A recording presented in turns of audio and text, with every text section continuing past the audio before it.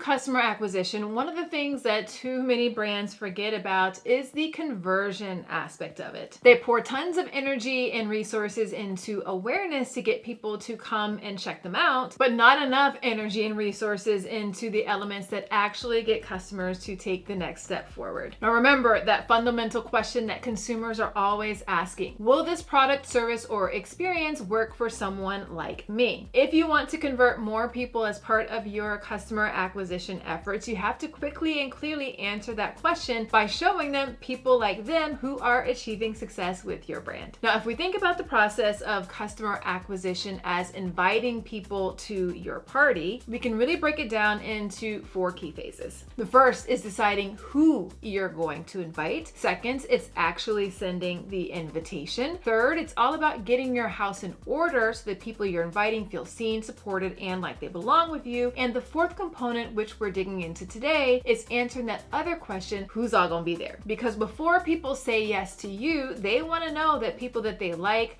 know, respect, and aspire to be like will also be there. In other words, they want to know that people like them are going to be there, or people like them have already been there. So in this episode, we're going to walk through the last component of the New Rules of Customer Acquisition series. And this step, the conversion step, is especially critical when it comes to attracting and retaining people from underrepresented and underserved communities. Because these consumers, often more than others, need to see proof that your brand truly understands them, sees them, supports them, and has already helped people like them succeed. And just in case you haven't watched the other 3 episodes in this series yet, I'll drop links to them in the description for you below so you can catch up. All right, so let's talk a little bit about the power of the guest list, and specifically adding relevant success cues. All right, so have you ever attended an event and whenever you got there, you quickly realize, ugh, this place is not for me. Regret is not the experience you want your ideal customers to have. And they don't want to have regret either, which is why they are looking for cues in advance that will give them some kind of signal that what you've invited them to will actually be for them. They want some kind of signal that reduces the risk associated with giving you a chance. So to clearly and quickly reduce some of that risk, it's important to provide some form of success cue. It's like giving them a sneak peek at your guest list, both past and present. Now, you probably know this concept as social proof, but here we're going to take it a step further. The social proof must be relevant to the people that you are inviting. The proof must communicate, we work with people like you. Now, the relevant social proof that works for me is different from the relevant social proof that would work for my mom, and that's different from the relevant social proof that would work for my husband. Salim Damani is a senior growth manager at HubSpot. He told me, and he was referring to HubSpot's efforts to grow in French-speaking markets, that it's essential for brands to communicate in a way that doesn't make their ideal customers feel like, hey, this isn't for me, which unfortunately is super common for brands. You know, if you come as an American company in France trying to sell something and you don't advertise it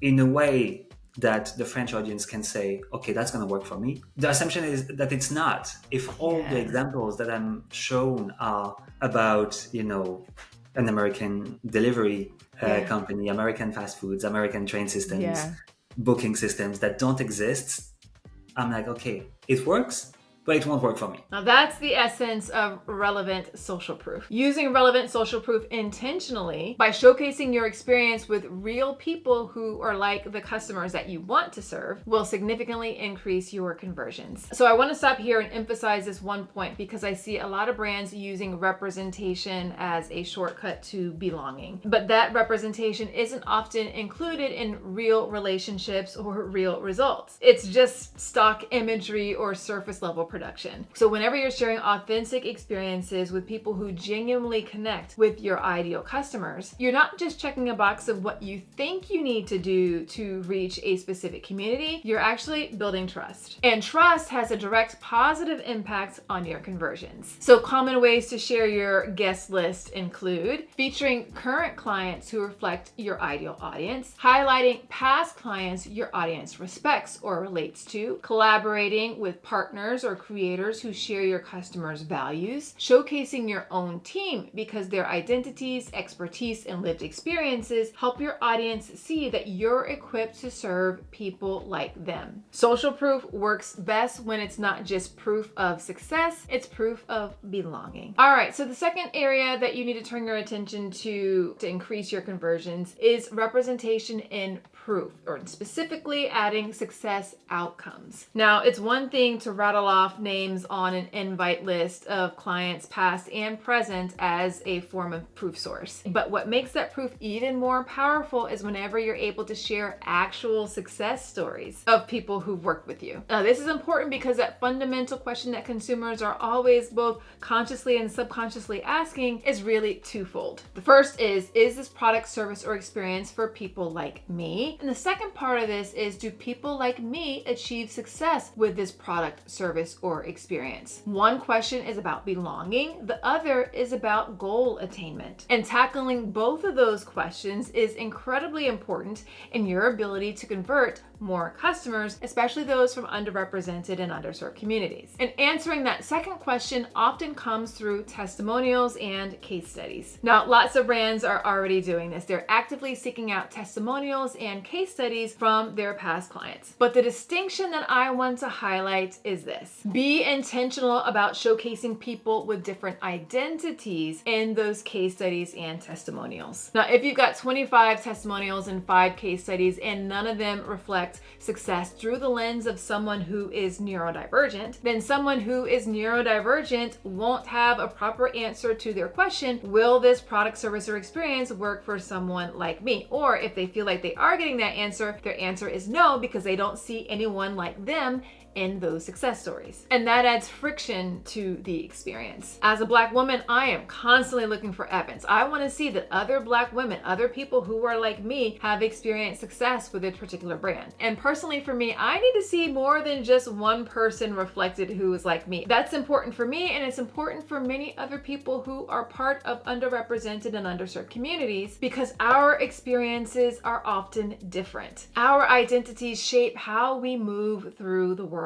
how others perceive us, and sometimes the opportunities that are available to us. So whenever I see someone who shares my lived experiences and I see them achieving success, that reduces a whole lot of risk for me. Now, I know that depending upon your business, you might not always be able to feature your clients publicly. Now, I know this firsthand because I've worked with a number of high-profile clients where I'm not even allowed to say that we've worked together. I'm not even able to mention their name per what they've included in the contract. I get it. So if that's the case for you, find other ways that people from various identities can vouch for the impact that you've had. That might be quotes from workshop attendees, participant feedback, or even social media comments from people who've benefited from your work. The key is to take the time to curate proof from a broad range of identities, and especially those that align with the ideal customers that you want to reach. Representation and proof isn't about optics. It's about outcomes. Show that people like your ideal customers don't just belong with you, they succeed with you. All right, so the last area of conversion that we're going to focus on today that really helps you attract more of the clients that you want to reach is all about making proof easy to find, and specifically integrating it everywhere. All right, so this is where a lot of brands fumble. Now, as I've said, the people that you want to serve are looking for an answer to that fundamental question, both part A and part B that we mentioned in the last section. Is this product, service, or experience for people like me, and do people like me achieve success here? But they want an answer to that question quickly and clearly. And too often, brands don't do that. Perhaps they'll showcase all their testimonials on a testimonial page or a case studies page. But honestly, that leaves the responsibility of the person who is considering on working with you to go and seek out that information proactively. Remember, the goal is to reduce as much